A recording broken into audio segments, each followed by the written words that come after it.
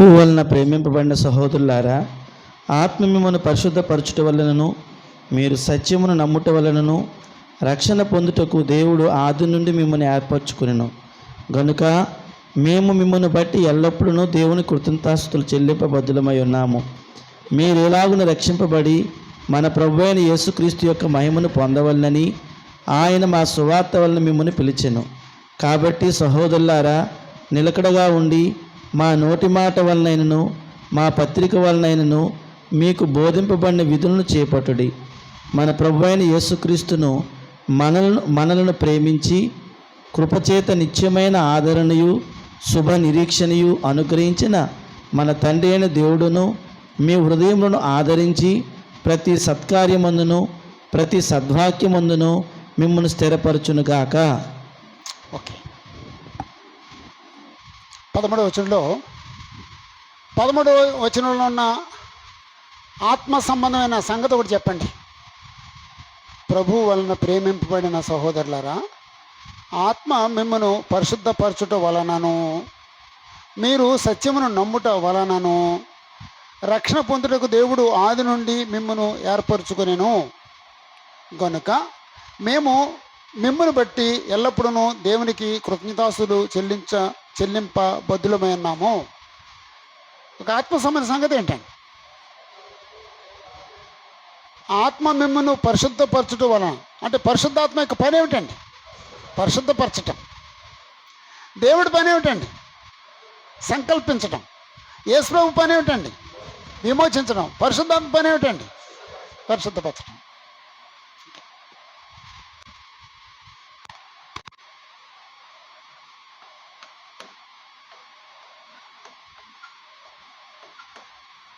పరిశుద్ధాత్మ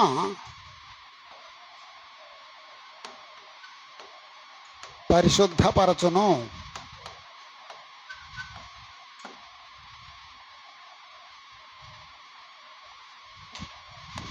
పరిశుద్ధత అనే మాట రెండు అర్థాలు ఇస్తుంది. ఒకటి ప్రత్యేకించడం, రెండు పాపం చేయకుండా ఉండటం. ఇప్పుడు పరిశుద్ధాత్మ ఇక్కడ చేసే పని ఏమిటండి? ప్రత్యేకించడమా, పాపం చేయకుండా ఉంచటం?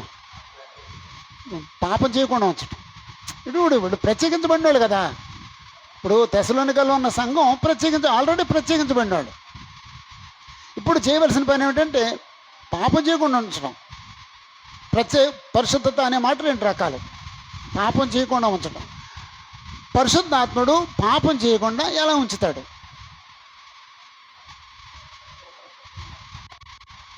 అంటే పాపం చేసినప్పుడు చేపట్టుకుని నువ్వు చేయకు అని ఆపుతాడా? మరి అంతేనండి. నువ్వు దేవుని కుమారుడివి అని జ్ఞాపకం చేసి, ఇప్పుడు శోధన వచ్చింది, నేను ఏదో అది అంటే ఎవరో నన్ను వచ్చి ఇది చేద్దాం అని చెప్పేసి అన్నాడు. తప్పు చేయడానికి ప్రేరేపించారు, చేద్దాం అనిపించింది. నాకు ఒక ఆలోచన వచ్చింది. అదేమిటంటే, నువ్వు దేవుని కుమారుడు కదా, ఇలా చేస్తావేటి? దేవుని కుమారుడు చేసే పని అది పరిశుద్ధాత్ముడు చేసే పరిశుద్ధత.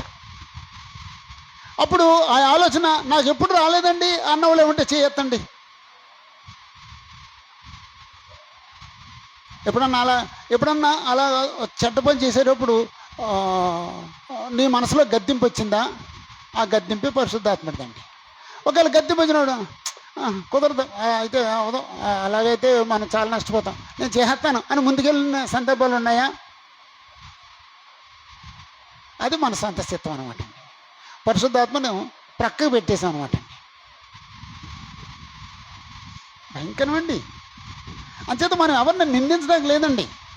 మనం తప్పు చేస్తే నేనే చేశాను, ఒకవేళ నేను ఒప్పు చేస్తే పరిశుద్ధాత్ముడు నన్ను నడిపించాడు. నేను తప్పు చేస్తే నేనే చేశాను, నా ఇష్ట ప్రకారంగా చేశాను.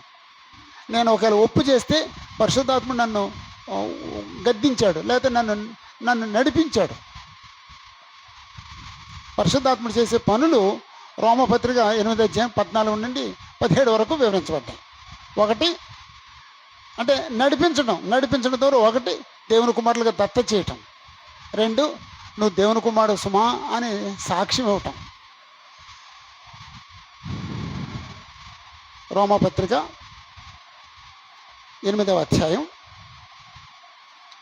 రోమపత్రిక 8వ అధ్యాయం 14వ వచనంలో, ఎందరు దేవుని ఆత్మచేత ఎందరూ నడిపింపబడుదురో వారందరూ దేవుని కుమారులై ఉందురు. ఎలయనగా మరలా భయపట్టుకు మీరు దాస్యపాత్మను పొందలేదు కానీ దత్తపుత్రాత్మను పొందితిరి. ఆ ఆత్మ కలిగిన వారమై మనము అబ్బా తండ్రి అని మొరపెట్టుచున్నాము. మనము దేవుని పిల్లలమనే ఆత్మ తానే మన ఆత్మతో కూడా సాక్ష్యం ఇచ్చుచున్నాడు. చాలండి. 15వ వచనంలో దత్తపుత్రాత్మను పొందితిరి అన్నాడు. అంటే పరిశుద్ధాత్మ మనల్ని దత్తత చేస్తున్నాడు అన్నాడు. 15వ వచనంలోనే అబ్బా తండ్రి అని మొరపెట్టడానికి సహాయం చేస్తున్నాడు. బాప్తిజం పొందక మునుపు దేవుడిని తండ్రి అనం. బాప్తిజం పొందిన తర్వాత అబ్బా తండ్రి అని చెప్పేసి అంటాం. 16వ వచనంలో మనం దేవుని పిల్లలమని ఆత్మ తానే మన ఆత్మతో కూడా సాక్ష్యం ఇస్తున్నాడు. మన ఆత్మతో అనే చోట పెద్ద అక్షరాలు పడ్డాయి, అది పొరపాటు అండి. చిన్న అక్షరాలు పడాలండి. మన ఆత్మతో అన్నప్పుడు చిన్న అక్షరాలు రావాలి. ఆత్మ పెద్ద అక్షరాలు, మన ఆత్మతో చిన్న అక్షరాలు. ఆత్మ మన ఆత్మతో సాక్ష్యం ఇస్తున్నాడు. ఏమని? మనం దేవుని పిల్లలమని. ఎప్పుడైనా అవసరం ఏదైనా పొరపాటు జరిగేటప్పుడు నువ్వు దేవుని కుమారుడు కదా, నువ్వు దేవుని కుమారుడు కదా అని సాక్ష్యం ఇస్తే అప్పుడు మనం జాగ్రత్త పడతాం, పరిశుద్ధంగా పరుస్తాం. అంటే పరిశుద్ధాత్ముడు పరిశుద్ధపరుస్తున్నాడు అని. ఈ 3 ఉన్న వచనం కావాలి. 1 పేతురు 1వ అధ్యాయం 1-2 వచనాలు. 1 పేతురు 1వ అధ్యాయం 1-2 వచనాలు. దేవుడి పని. యేసుక్రీస్తు అపోస్తులైన పేతురు తండ్రి అయిన దేవుని భవిష్యత్ జ్ఞానమును బట్టి, భవిష్యత్ జ్ఞానాన్ని బట్టి అంటే ఆయన సంకల్పాన్ని బట్టి అని, ఆత్మ వలని పరిశుద్ధత పొందిన వారే పరిశుద్ధాత్మ పరిశుద్ధపరుస్తాడు. విధేయులగుటకును యేసుక్రీస్తు రక్తం వల్ల ప్రోక్షింపబడు. యేసులోమేమో రక్తాన్ని ప్రోక్షిస్తాడు, విమోచిస్తాడు. అలా చాలా ముగ్గురు పనిచేస్తున్నారు.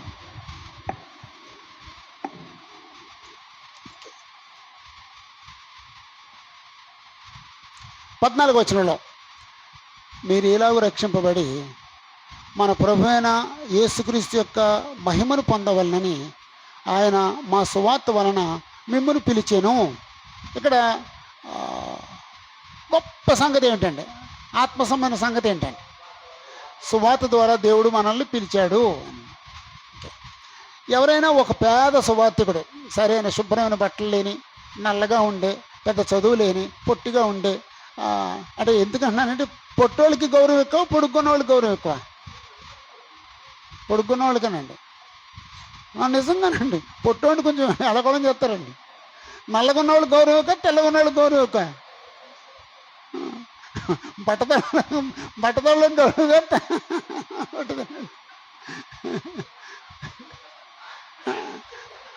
నాకు రాలేదు.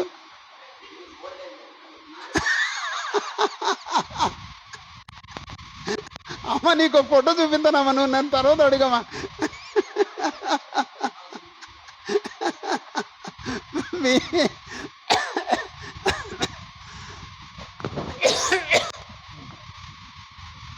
అంటే లోకం ఎలాగుందంటే పొట్టోళ్ళని గౌరవించదండి, నల్లగొన్నోళ్ళు గౌరవించదండి, చదువులోళ్ళు గౌరవించదండి, మాటకారులను గౌరవిస్తుందండి.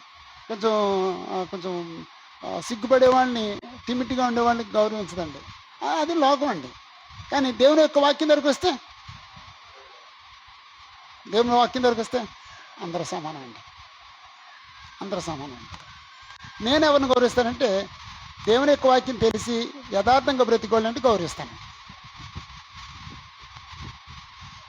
నువ్వు ఎంత తెల్లగొన్నా నాకు లెక్కలేదు. నువ్వు దేవుని యొక్క వాక్యం ఎరిగి నువ్వు పాటిస్తే చాలు. నువ్వు పెద్ద చదువుకోపోయినా నాకు అక్కర్లేదు, నువ్వు పొట్టుకున్నా నాకు అక్కర్లేదు. దేవుని యొక్క వాక్యం పాటించడం మోసగాడండి.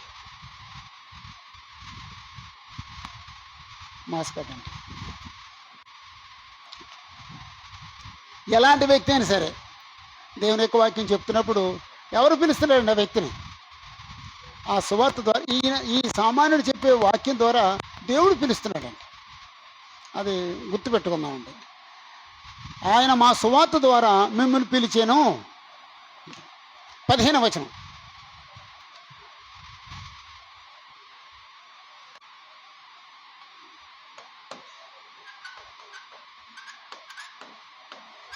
సువార్త ద్వారా దేవుడు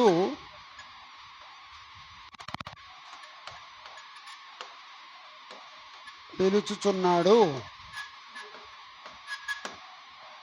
సువార్త ద్వారా దేవుడు పిలుచుతున్నాడు.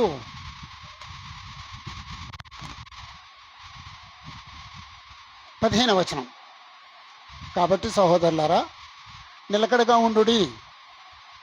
మా నోటి మాట వలననైనను మా పత్రిక వలననైనను మీకు బోధింపబడిన విధులను చేపట్టుడి.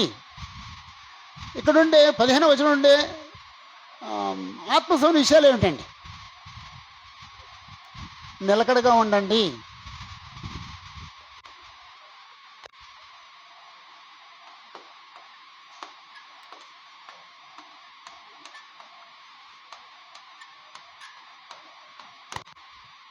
నిలకడగా ఉండండి.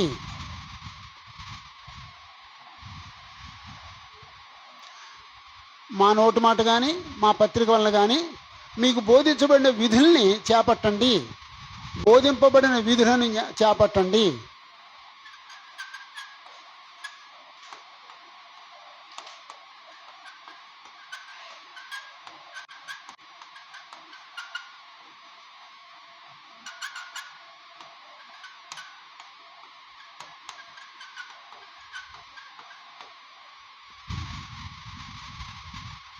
బోధింపబడిన విధులను చేపట్టండి.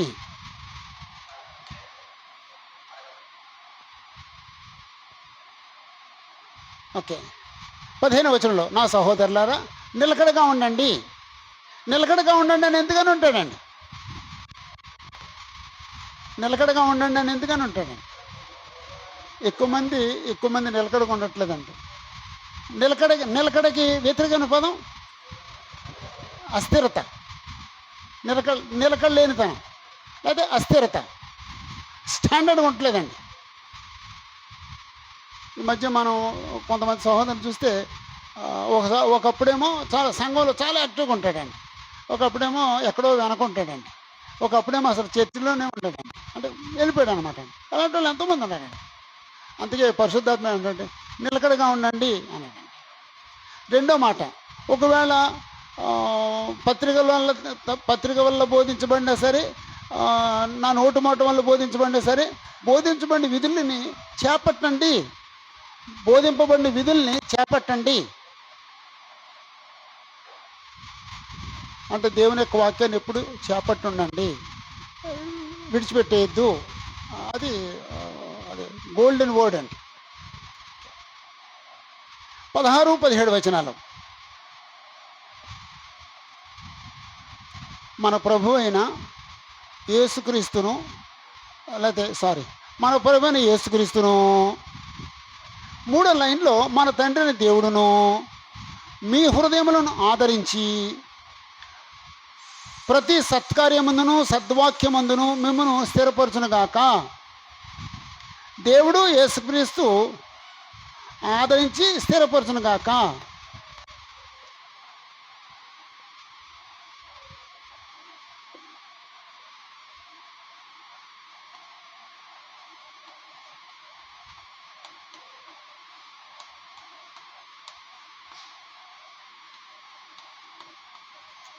యేసుక్రీస్తు దేవుడు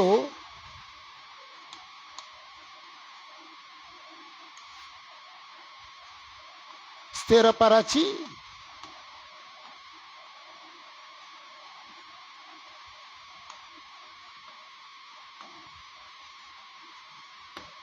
ఆదరించునుగాక.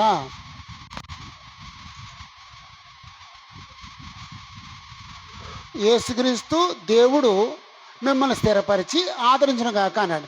యేసు ప్రభుని గురించి ఏమన్నాడంటే మన ప్రభువు అయిన అన్నాడండి. యేసుక్రీస్తు మన ప్రభువు అన్నాడు.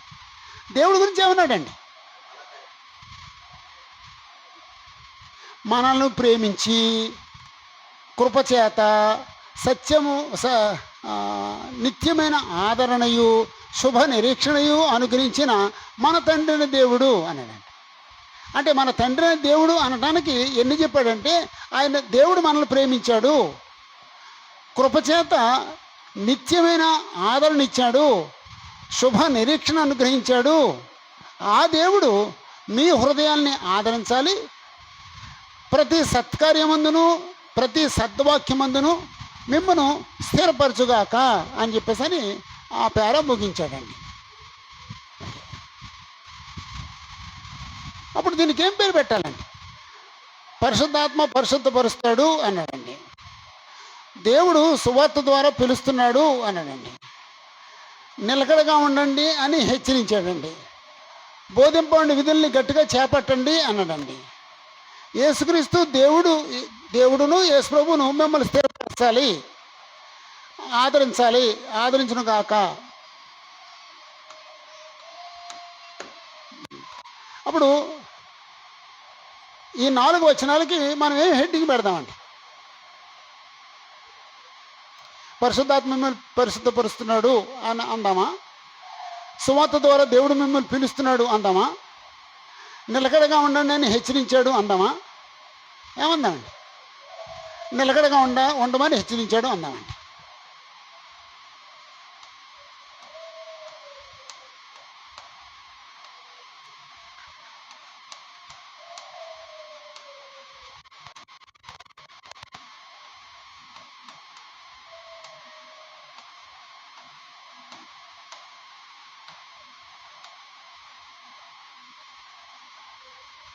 నిలకడగా ఉండమని హెచ్చరించాడు.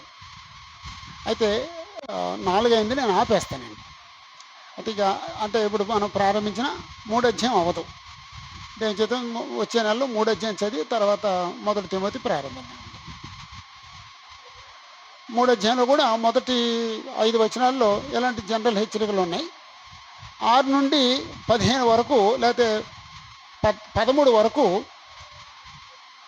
పని చేయకుండా భోంచేయొద్దు అని హెచ్చరిక ఉందండి. అది కొంచెం కాసేపు నిలబడాలండి దాని మీద. అప్పుడు 14-15 వచనాల్లో ఒకవేళ ఎవరైనా మేము చెప్పిన ఈ మాటలు వినకపోతే అతన్ని ప్రక్కన పెట్టండి, అతను సిగ్గుపడేటట్టుగా పక్కన పెట్టండి. అయినా సరే శత్రుగా భావించొద్దు, సహోదరుడిగానే భావించి దూరంగా ఉండండి. అంటే పనిచేసి భోంచేయాలి అనేది చాలా చాలా కీలకమైన కఠినమైన విషయంలో కనపడుతుందండి.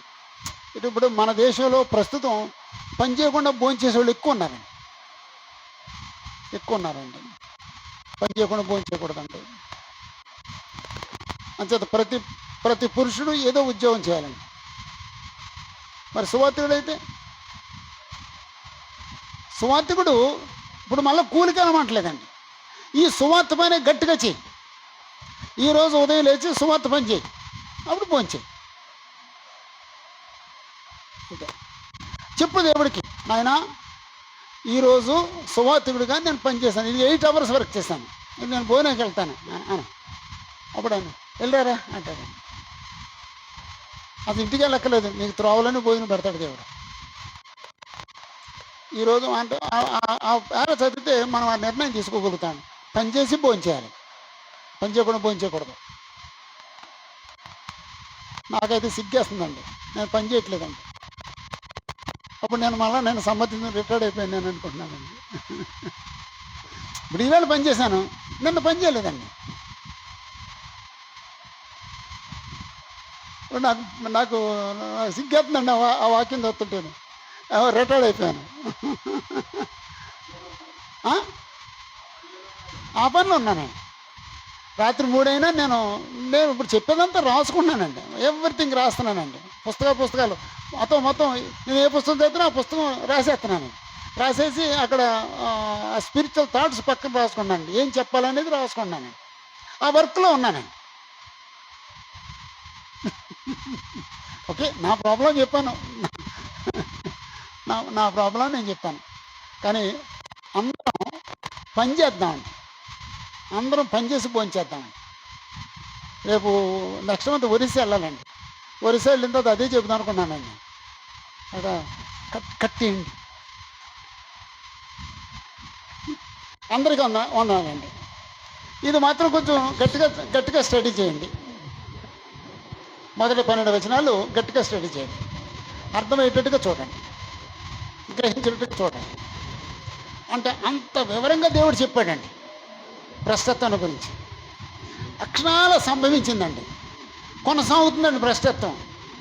కానీ మామూలు భ్రష్టత్వంలో కొనసాగట్లేదు, అదే సత్యంలో కొనసాగుతుందండి. అదే సత్యంలాగా యూనివర్సల్ ట్రూత్లా కొనసాగుతుందండి. భయంకరం అండి. జాగ్రత్తగా స్టడీ చేయండి. దేవుని చేతితో వచ్చే నెల 26ని ఆ విషయాలు మళ్ళీ చెప్పుకుందామండి. అందరికీ